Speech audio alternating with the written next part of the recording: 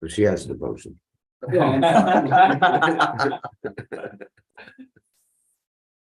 Okay. That's funny. All right. Okay, we're ready to roll. Jaya Radha Madhava Kunja Bihari. Jaya Radha Madhava Kunja Bihari. Jaya Radha Madhava Kunja Bihari. Jaya Radha Madhava Kunja Bihari. Gopi Jana Bharaba Girivardhari. Gopi Jana Vallabha Girivardhari. Gopi Jana Vallabha Girivardhari. Gopi Jana Vallabha Girivardhari. Yasodanandana Braja Jana Ranjana.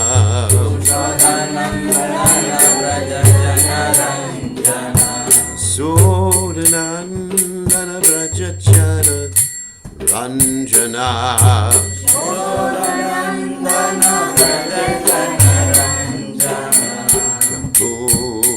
Tera Vanachari.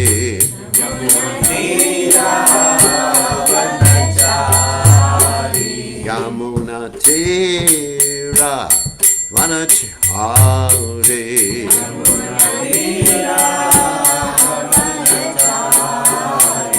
Jai Radha Madhava Kunja Bihari.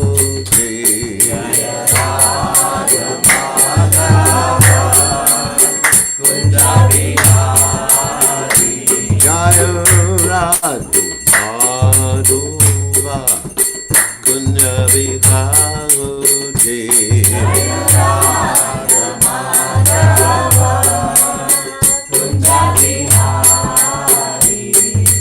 Gopi Jana Vallabha Girivardhari. Gopi Jana Vallabha Girivardhari. Gopi Jana Vallabha Girivardhari. Gopi Jana Vallabha Girivardhari.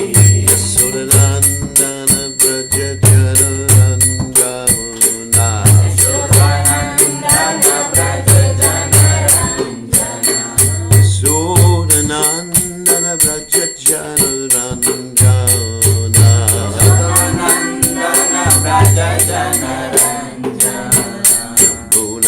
Munatera Vanachari.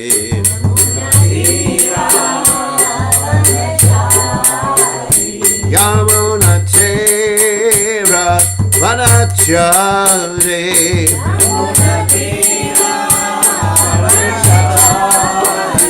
Jaya Radha Madhava Kunja Bihari. Jaya Radha Madhava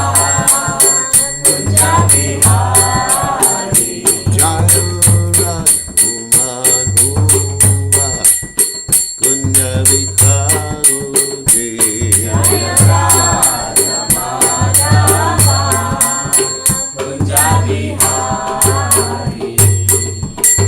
Jai Om Vishnupad Paramahansa Paravatikacharya Olsutata Satashi Shimad His Divine Grace Sabaya Chalanada Bhaktivedanta Goswami Mahashila Prabhupada ki jai. ISKCON founder Acharya Srila Prabhupada ki jai. Anantakoti Vaishnava Vrindi ki jai. Namacharya Srila Haridas Thakur ki jai.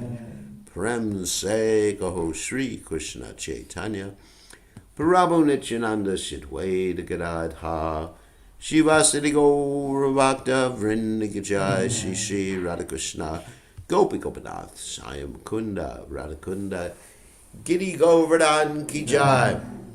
Vrindavanam ki jai. Mathuradam ki jai.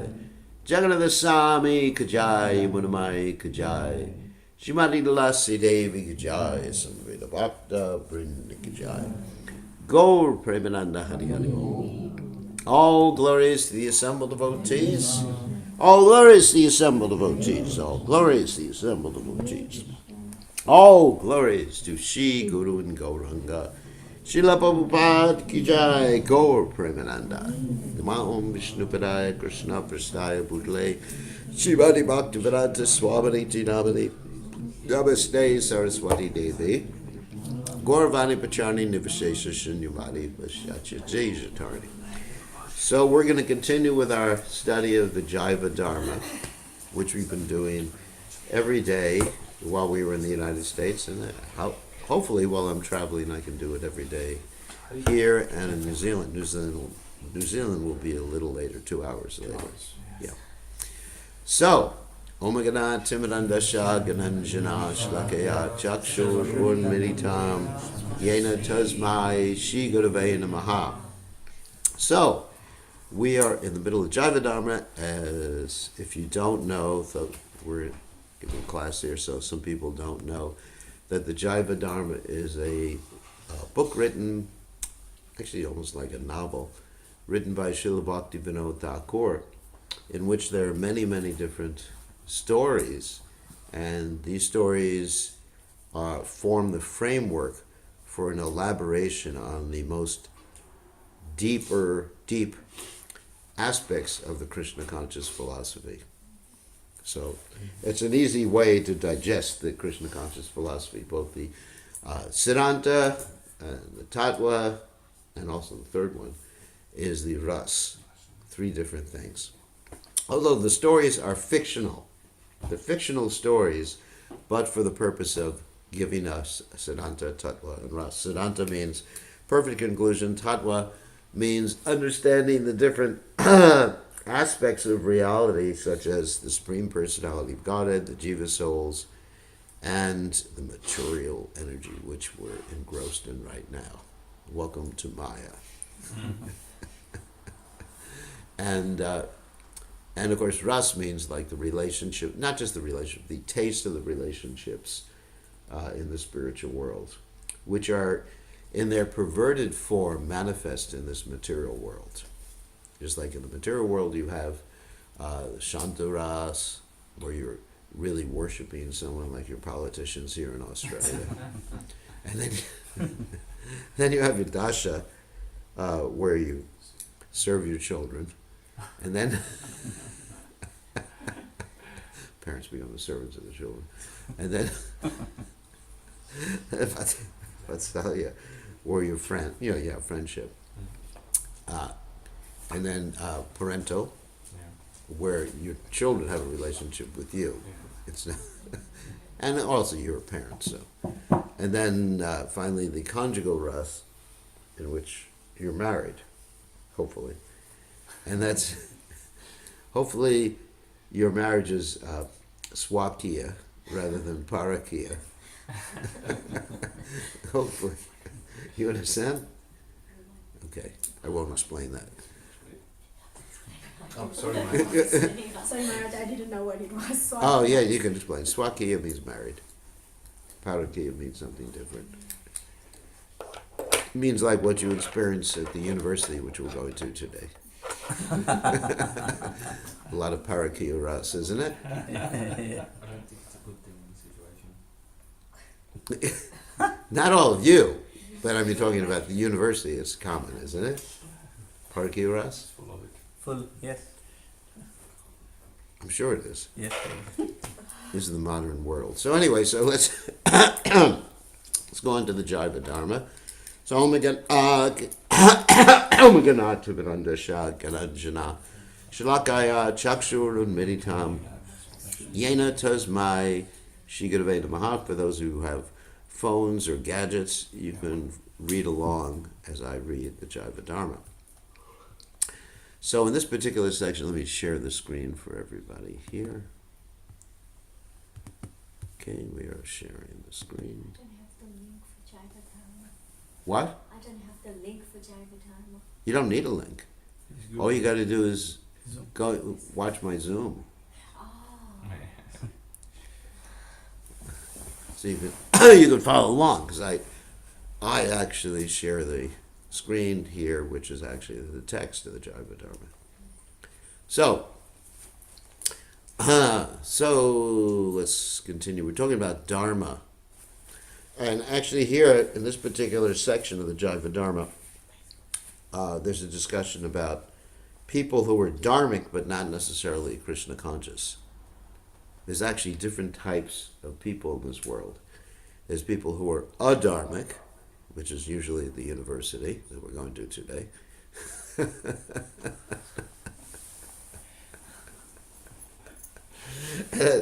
Sorry, I'm not going to talk like that at the university. Scare away all the students. Yeah, scare them away. You're all malachas, rakshasas.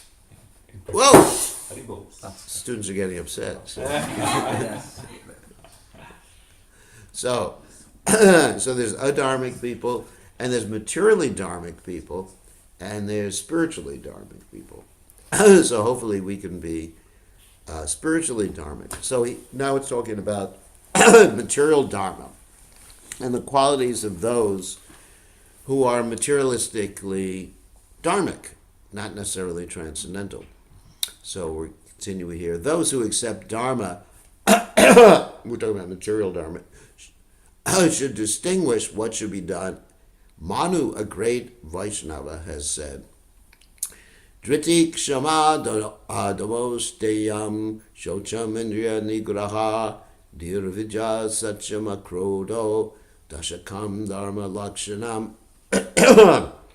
The 10 qualities of dharma are patience, listen to this, forgiveness, mental control. These are people who are just like mundane dharmic people. We're not even talking about devotees here. Devotees should have these qualities too. But in addition, the devotees, what? They worship Krishna. But even to be a human being, this is actually a really important point. Because people who don't have these qualities, we can say that they're subhuman. They're not even materially dharmic. So, of course, we should not use these particular qualities in order to criticize other Vaishnavas. Like if we see a Vaishnava who basically gets angry, it's not that we should say, hey, you're not even a dharmic material person. But we should utilize the description of these qualities to look in our own hearts, not to criticize others. It's too easy to criticize others. So we look in our own hearts. Are we patient? Or are we impatient? What does patient mean? Patient means willing, in Krishna consciousness, means willing to execute Krishna consciousness and be patient, waiting for the result of pure devotional service, not thinking I have to be a pure devotee today or tomorrow or next week. You know, we find that sometimes devotees, they want to jump up or think that they're on a higher level of Krishna consciousness than they're actually at, and they become sahajas. So we should be patient with that. Patient with others. Not pushing people to be Krishna conscious. Okay, second quality. We could spend the whole class on these qualities. Forgiveness. Forgiveness means even if someone has done the most horrible thing, we're ready to forgive them. Forgive them means we don't want to get even with them for doing that thing. Generally, there's a system of justice, actually 2 systems of justice. One is called retributive justice. You've all heard me talk about this before, where you try to teach someone a lesson. Like sometimes the parents do that with the children. Sometimes the parents will say to the children that because you disobeyed me, I'm gonna make it so hard you can't sit for a week. You ever heard that before? In India. In India, also in America. Yeah, that's not uncommon. In my generation, it's not uncommon. I make it so you can't sit for a week. So like get even. You deserve it. You deserve to be punished. Now, at the same time, we forgive, but we don't forget. Like if someone has done something, not children, because children can be forgiven and you forget about what they do. But someone has done something heinous, horrible, then you take precautions in dealing with them. Like in America, because they have all these people who shoot guns. So you may forgive someone, but you send them to jail. Or you don't give them another gun. So there's a difference. You still take precautions, but you pray to Krishna for them. Just like there's a story about Jesus Christ. We were talking about this yesterday. With one of the people who came to the program last night, that he was put on the cross and he forgave the people who put him on the cross. So how do we cultivate this quality of forgiveness? We have to see that Krishna, especially people who do something to us, that Krishna is behind everything. And the typical story of forgiveness in the Bhagavatam is the story of Dharma the bull, who is being attacked and his legs cut by the personality of Kali. And the personality of Kali is cutting, this is a metaphorical story actually. He's cutting the bull's legs. Actually in Fiji they have people cut bulls' legs. I don't know if you knew that about Fiji. Anyway, some of the natives, they'll actually cut the leg and eat the leg. But anyway, so they're Kali, who is the personality of this age, who has won most of the political offices in most countries, he's cutting the legs of the bull. The legs of the bull represent cleanliness, mercifulness, truthfulness, and austerity. There's one leg remaining, which is truthfulness. And so Maharaj Parikshit, the great descendant of the Pandus, comes across this scenario, and he says to Dharma the bull, "Who has done this to you?"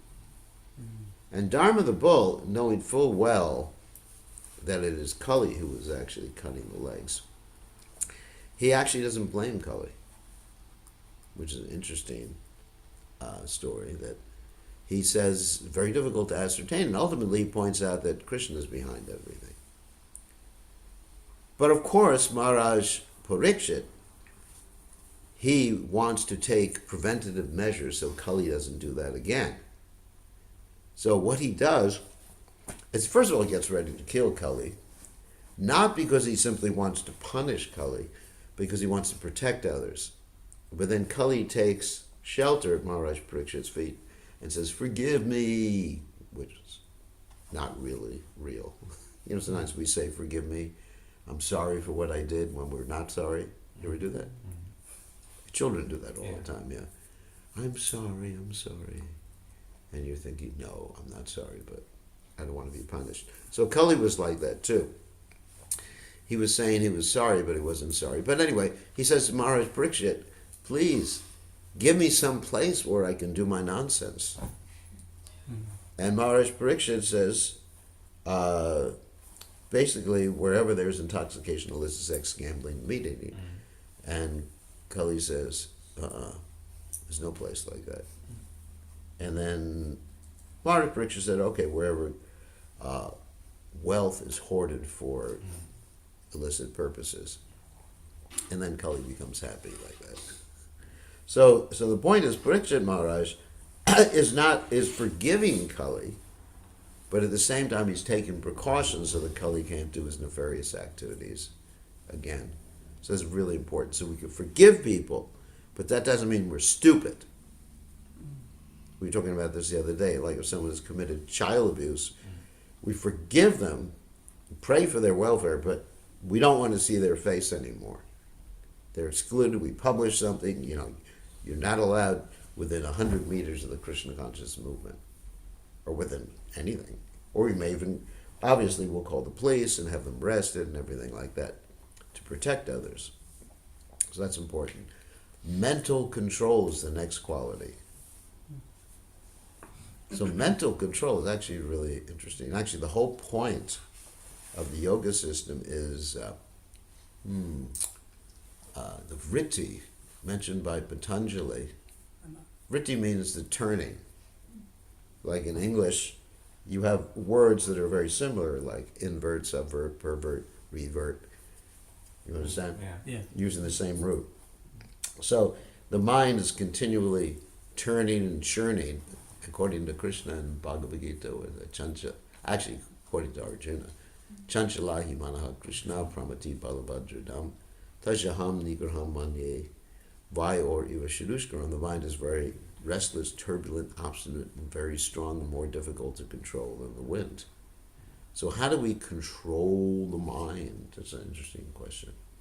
We control the mind using a higher faculty, and that higher faculty is intelligence. Like we find earth, water, fire, air, ether, mind, intelligence, and of course false ego, and then there's real ego. So we use our intelligence fixed on our goal, our spiritual goal. Now for someone who is a materialist, their intelligence is fixed on some material goal, even if they're dharmic materialistic. My goal is to be dharmic, or my goal is to be kind to people. These are all kind in a materialistic way. So one can control the mind by being goal-oriented, focused on what you want to achieve. And it's a fact, even someone in business, let's look at one of your friends, Elon Musk, for example. And it works how many hours a day? Sometimes he doesn't go to sleep for 3 or 4 days. Yeah. And he's the boss. He has billions of dollars. If any of you had billions of dollars, you wouldn't be working anymore, would you? No, you'd just be partying all the time. In the temple, you'd be building temples or something like that. And, you'd be having a good time, going to the Holy Dham all the time and everything like that.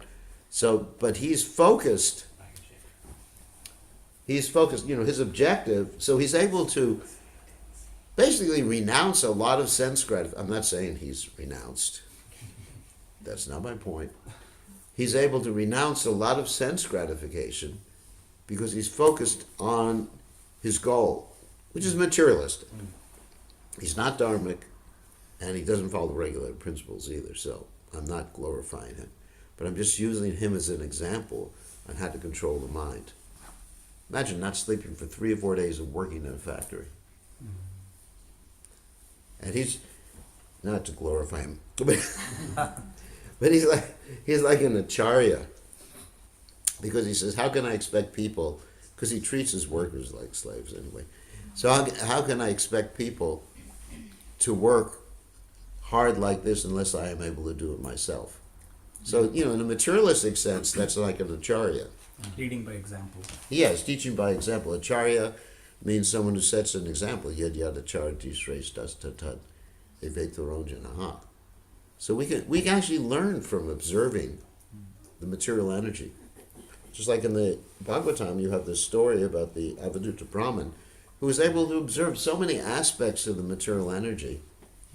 He was even able to observe a prostitute and learn something from a prostitute. Pingala, you can read that story later on if you want. He was able to observe birds, pigeons, kapota, kapoti, and he was learning about renunciation. That's pretty amazing.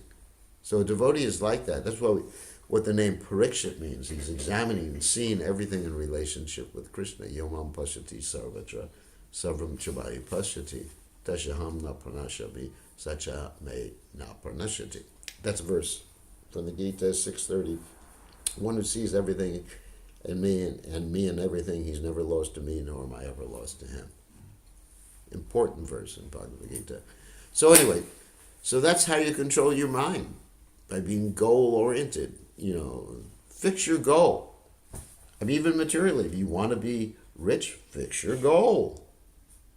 Right? Think about it. I want to be rich. I want to be rich. Or like we were talking to someone yesterday, I want a really nice car. I want a really nice car. I want a really nice car. This is a mantra. I want a really nice car. Car.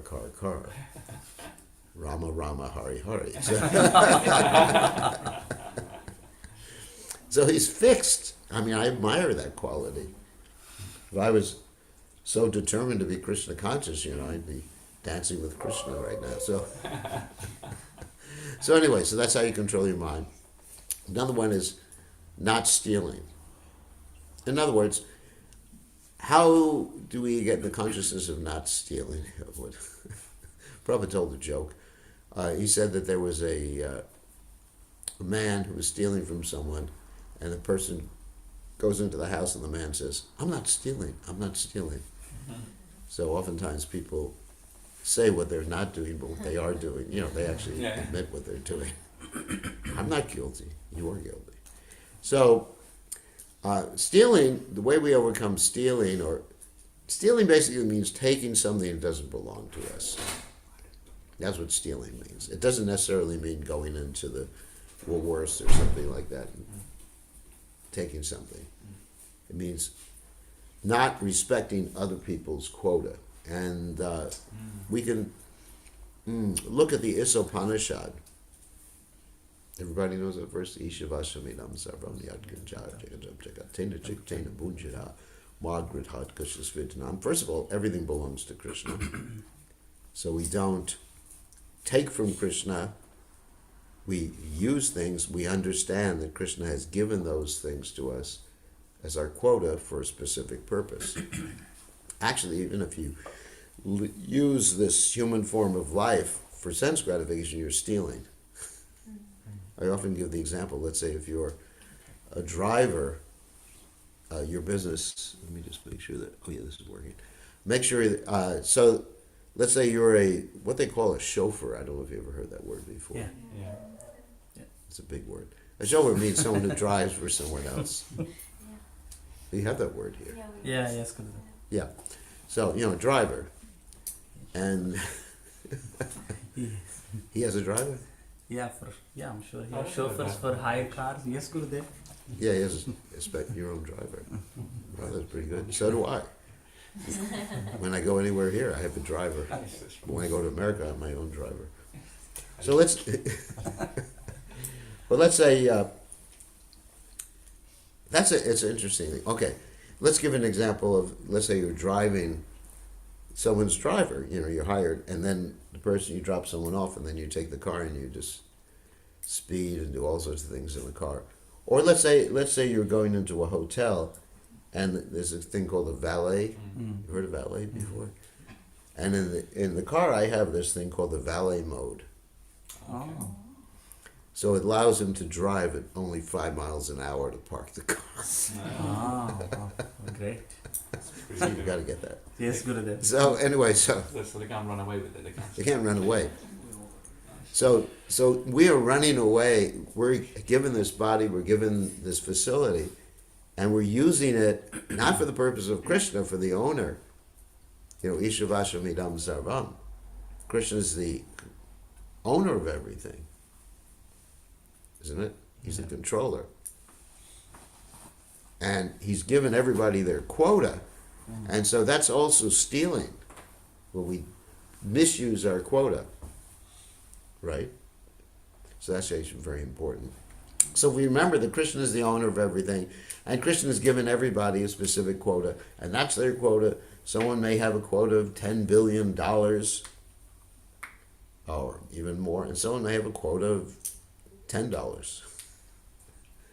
But don't resent that. It's Krishna's arrangement.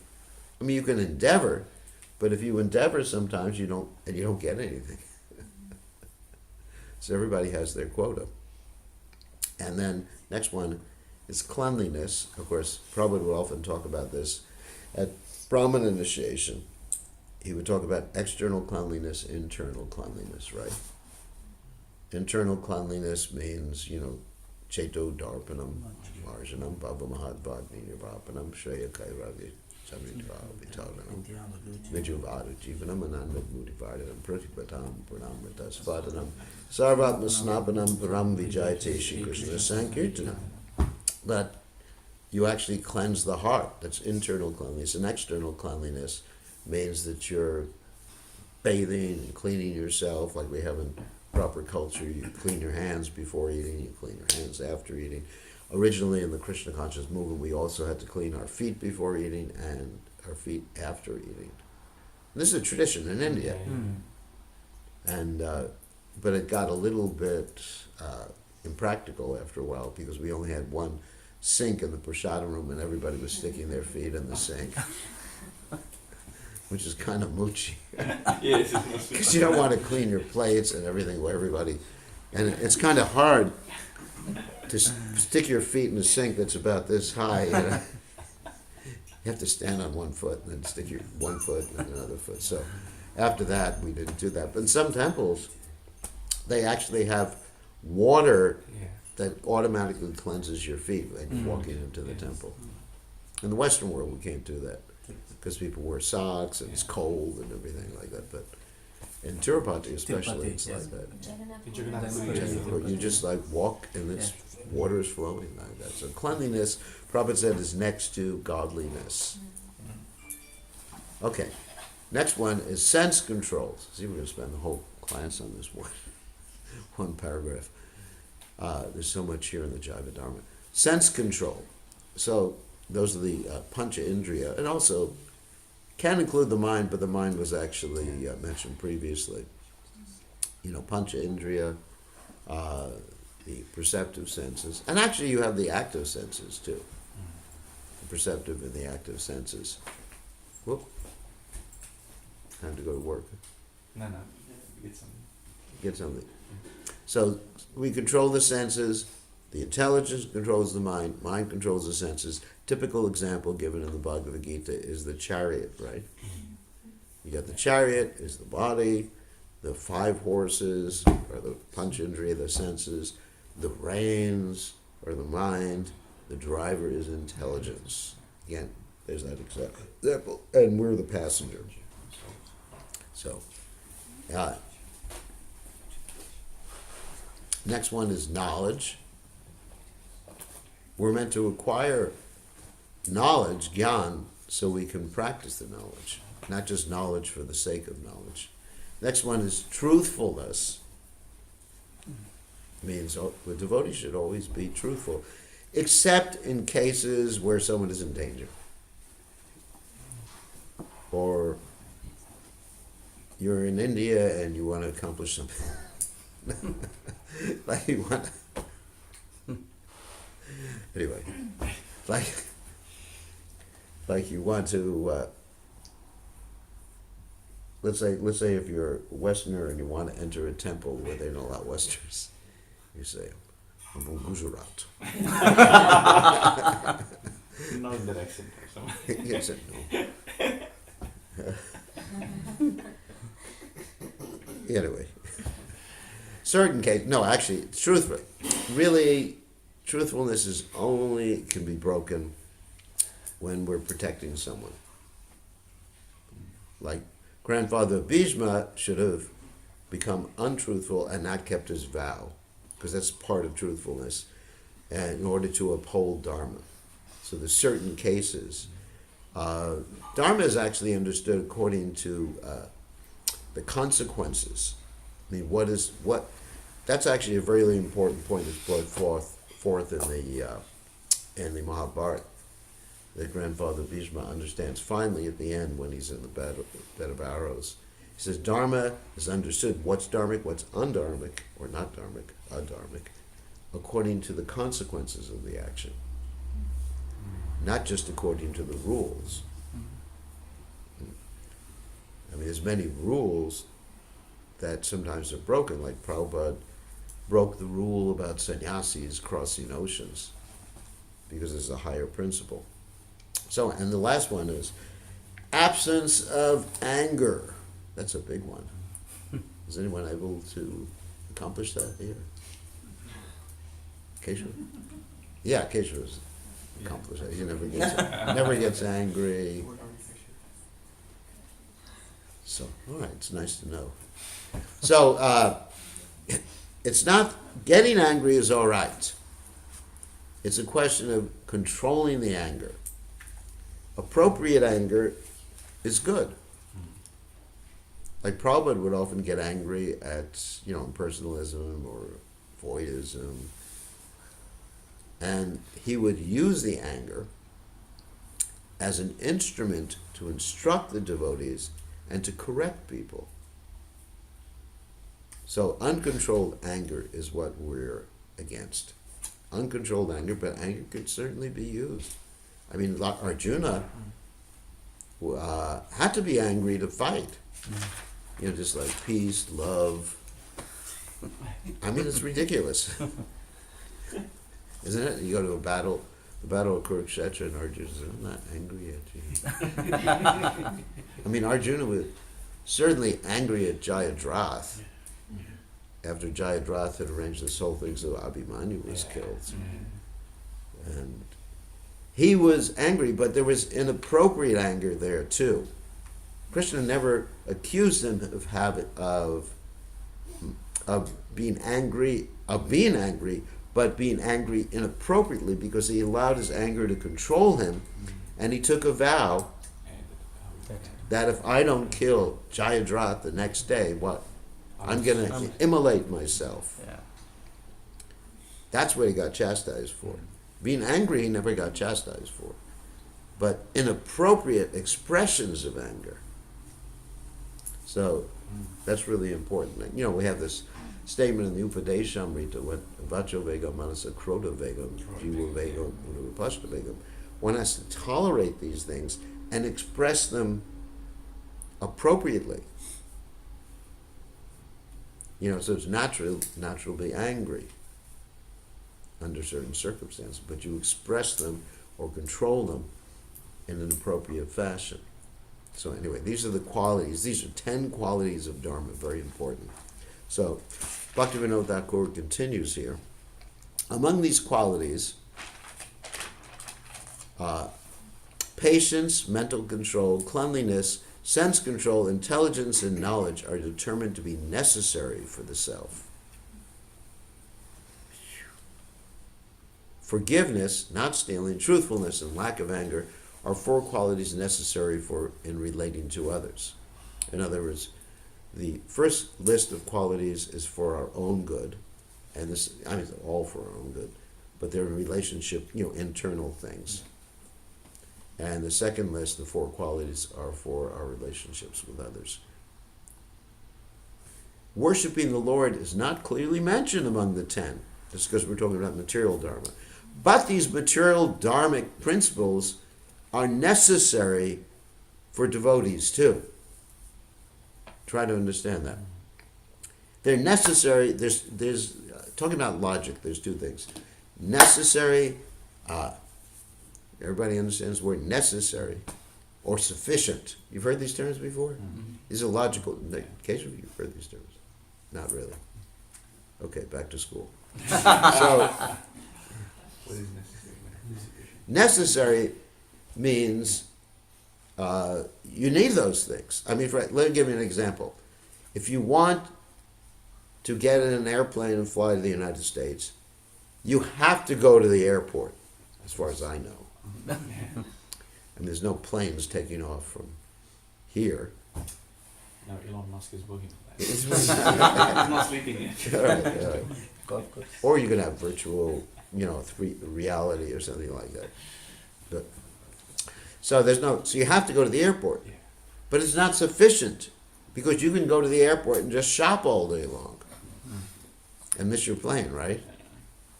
So it's not sufficient to go to America, but it's necessary.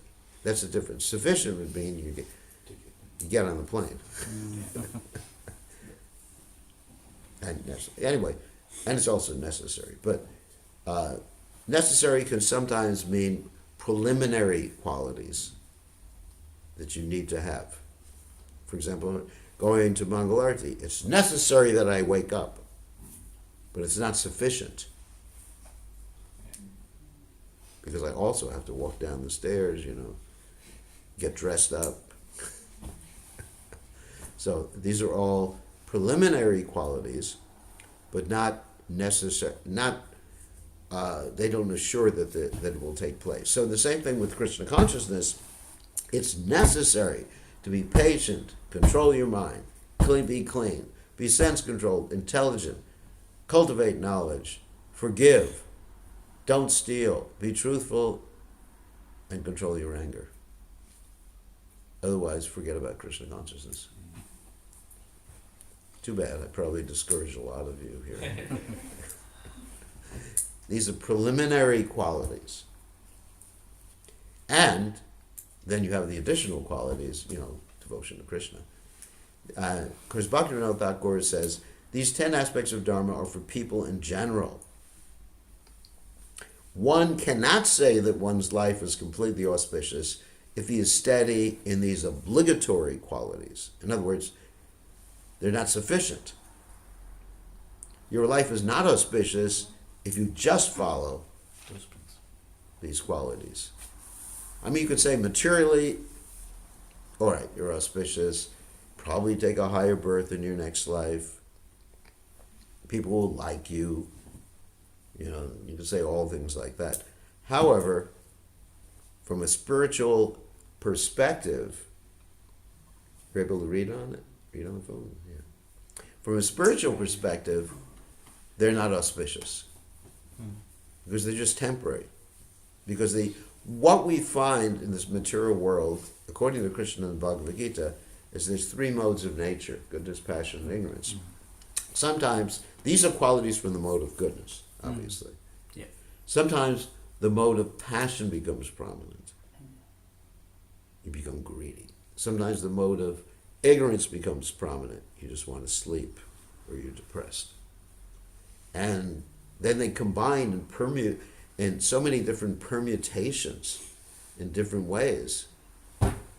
And so they're struggling for control. Here we are in the mode of goodness, and then you go to work today in a mode of passion. Bullshit. And then one of your family members says something that aggravates you, and you get angry, and the mode of ignorance takes over. So you're not steady. Those good qualities that you may be manifesting right now are not actually good qualities because they're not steady qualities. They fluctuate. So this is what it means here. The only time you can have steady qualities is when you're a devotee of Krishna. Yashasti bhakti bhagavacha kinchana sarar gunas tatras masute sarar. Harava bhaktasya kutao mahadguna. Manorite nasati velvatobahi. Anyone know the verse? Oh, there's our scholar.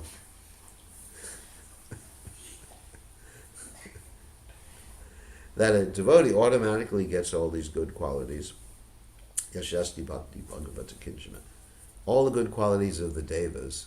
And someone who is not Krishna conscious, their good qualities are on the mental platform. Mano reteinasati. That means the chariot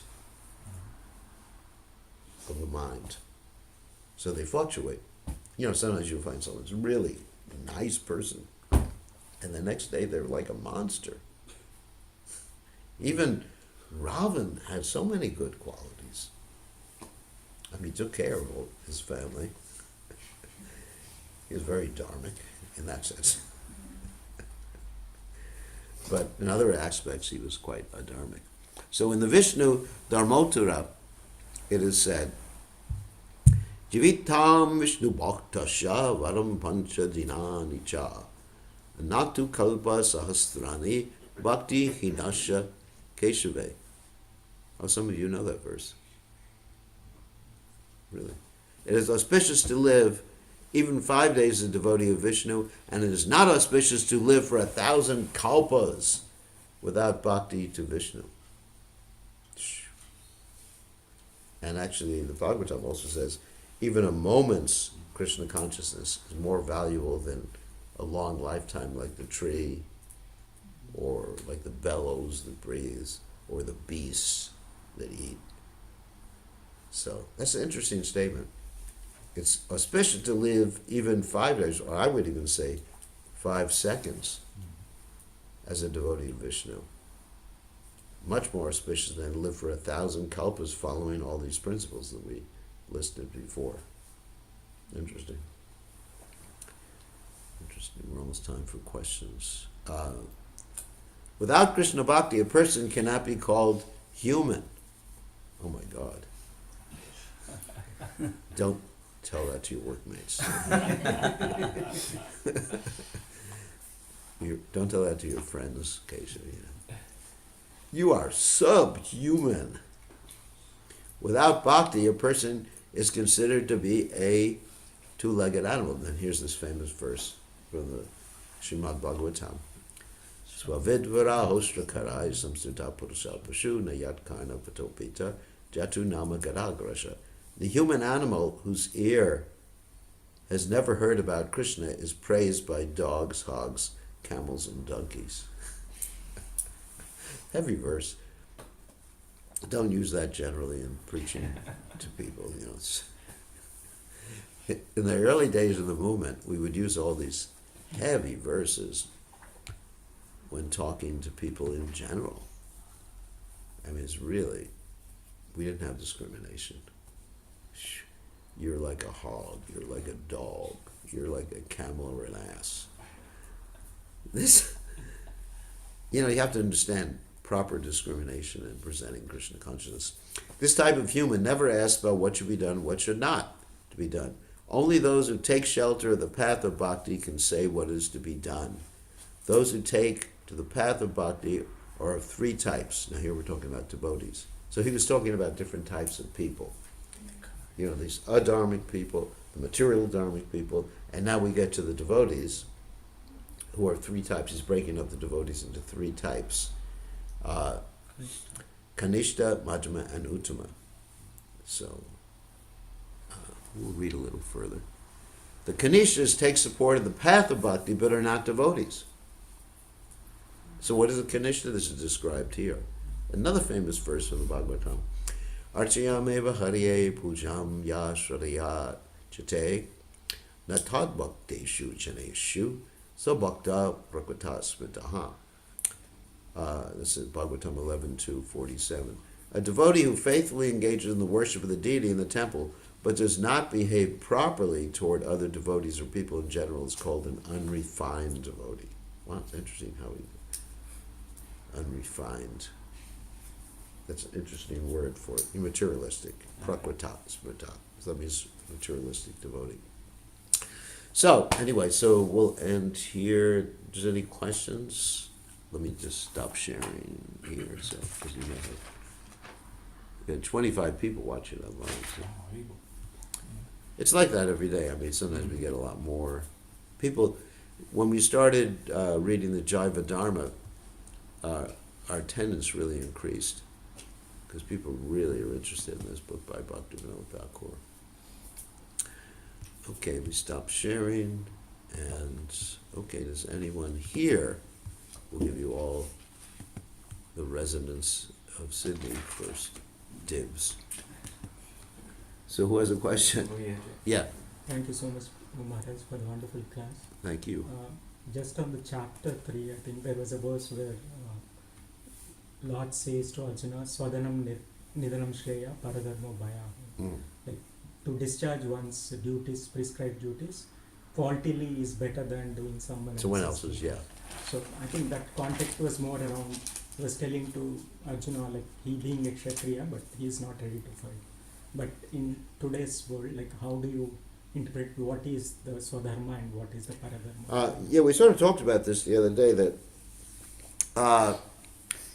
in executing Paradharma, one has to take into account one's specific psychophysical nature. Because, as Prabhupada mentions in the 8th canto of the Bhagavatam, one has to be situated properly in his varna and ashram to be steady in bhakti. It's really important. Although varnashram is external, as that was brought out in the discussion between Ramananda Roy and Chaitanya Mahaprabhu. Chaitanya Mahaprabhu said simply external. However, just to be stable and steady, if one is doing something that's not one's psychophysical nature in terms of varna and ashram, Krasna Manaprastha, Brahmachari Sannyas, or Brahman, Kshatriya, Vaishya, Shudra, one's mind will not be controlled. And an uncontrolled mind leads to deviation from Krishna consciousness. So, therefore, Arjuna was setting a lesson for us, that you have to act according to your varna. Even a pure devotee, who was Arjuna, Nityasiddha devotee has a particular varna in this world. He gets a particular type of body. I mean, like Hanuman, he had a particular type of body. He could do a particular type of service, even though he was quite intellectual at the same time. Actually, Hanuman was a great intellectual, but his main service was not giving Bhagavatam class. His main service was using his immense strength and mystic powers to assist Lord Ram and being a servant of Lord Ram. Even though technically you could say, he had Brahminical qualities. But realistically, he was of a fighter's nature. So one serves Krishna according. Because also another point is Krishna has given us specific talents. And those talents are meant to be used for him. And if we don't use those talents, then we are actually misusing or not accepting what Krishna has given us. I mean, if one has the talent to be a businessman and uses those talents to make money for Krishna, so that you can build temples or whatever, then you're actually doing what Krishna wants. Because otherwise, why would Krishna give you these specific abilities, talents, or intelligence, unless he wanted you to use them for him? So that's another way to look at varnashram.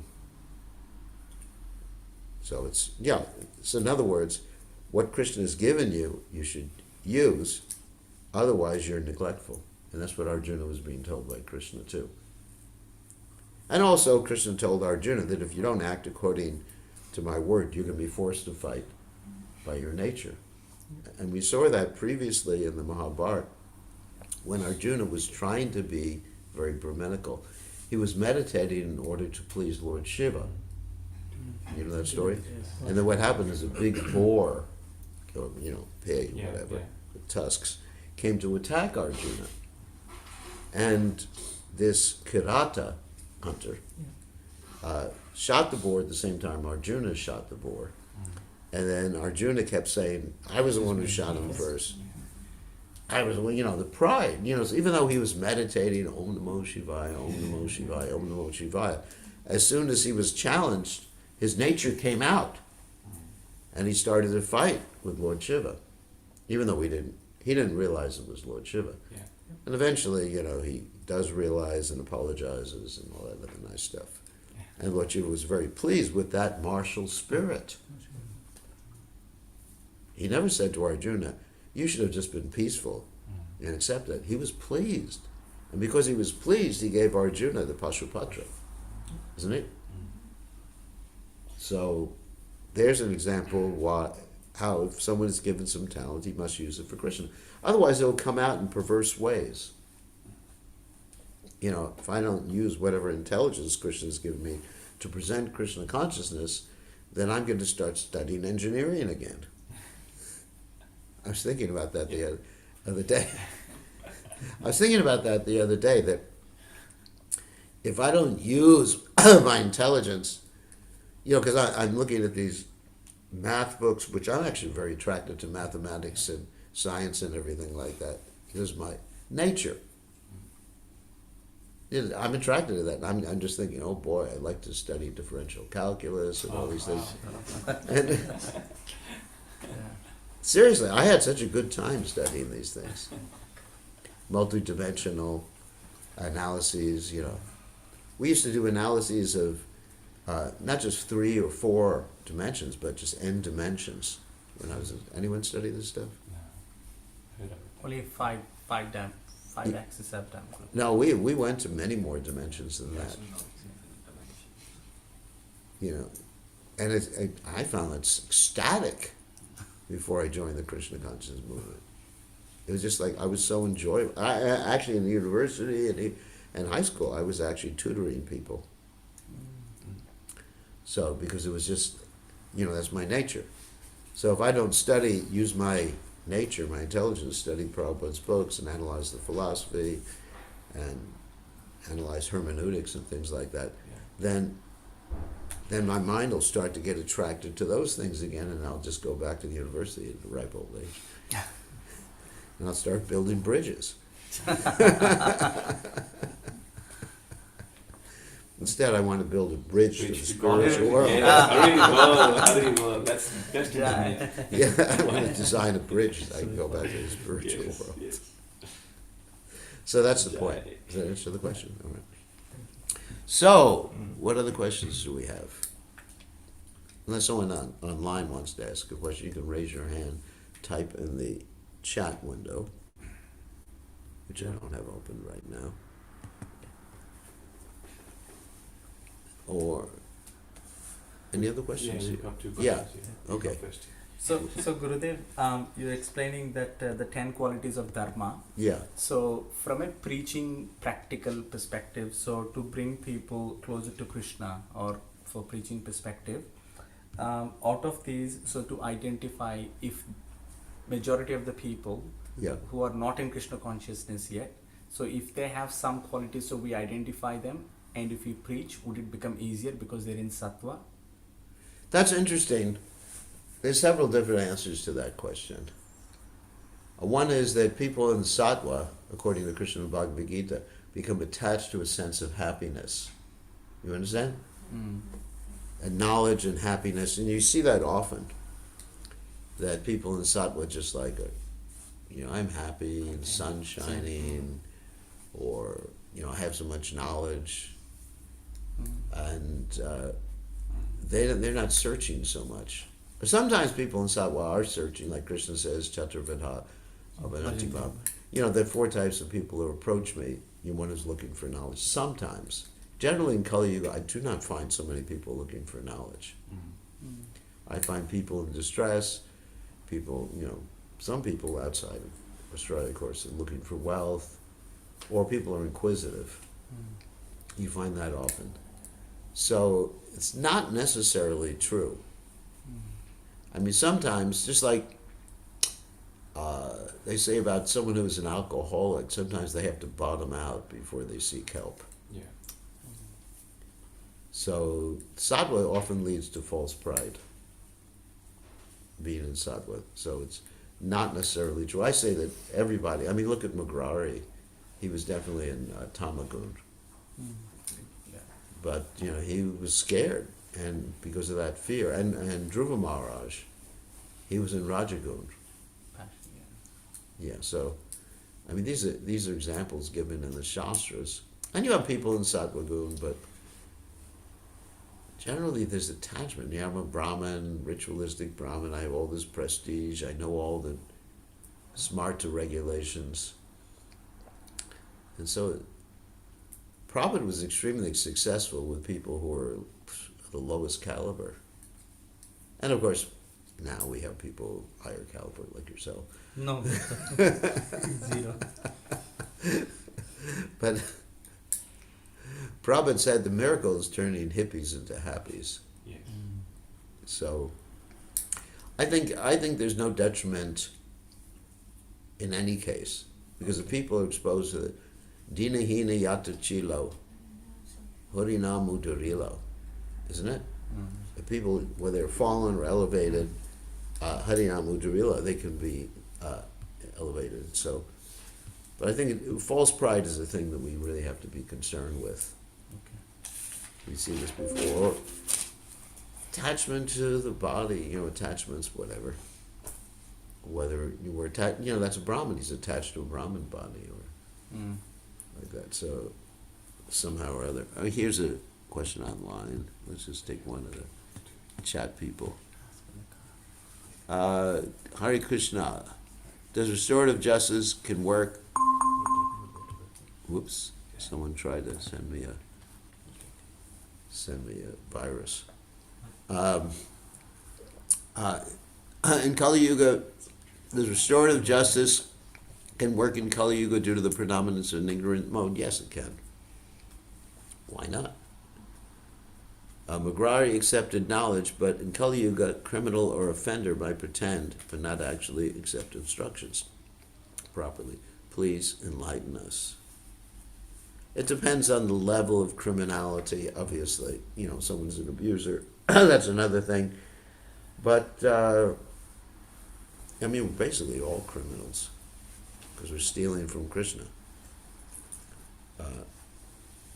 Prabhupada talked about that. He gave the example of Alexander the Great. You know that example? Alexander the Great, also, you know, he functioned as a judge sometimes. So there was a criminal brought before him. This criminal had stolen something. And he said, "What is your defense?" And he said to Alexander the Great, "What's the difference between you and me?" And Alexander the Great didn't know. He said, "You're a big criminal and I'm a little criminal." Because you're going to countries and stealing everything and taking things away. And so Alexander the Great let him out. So, in one sense, you know, when we use something that doesn't belong to us, which belongs to Krishna for our own sense gratification, that's criminal. So, of course, there's degrees, obviously. We don't want to let too many murderers into the Krishna consciousness movement, or people like that. But you know, people could be forgiven as long as they're not inherent danger to others, or as long as they don't set an example, a bad example for others. Actually, we should end now. Here's a question from Lord Brahma. What was your major? Electrical engineering and physics. When you were mentioning about not stealing equality. How do we know what is our quota? That's easy. What you can get without stealing. Okay, I guess we should end now because it's time. Thank you all very much. All